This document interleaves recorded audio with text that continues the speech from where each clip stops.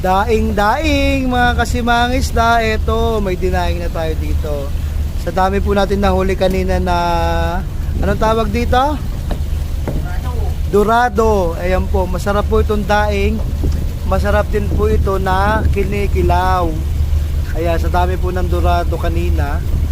Sayang naman po kung hindi makakain. So, dinadaing na lang po namin. Sobra-sobra naman po talaga. Hindi naman po yan kasama sa aming hinuhuli. Yan po ay pangkain lamang. Yan po si Papa Nitz. Siya yung expert sa pagdadaing dito. For consumption lang, kung kusong mo lang ito mga kasimangits na oh. Siya po ang isa sa senior dito. Senior fisherman natin. Papa Nitz, singin muna dito oh. Ayan, malapit na rin po siya magretiro. Magta-tired na po yan oh. Pero magaling siya magdaing. Ayan, mga kasimangits.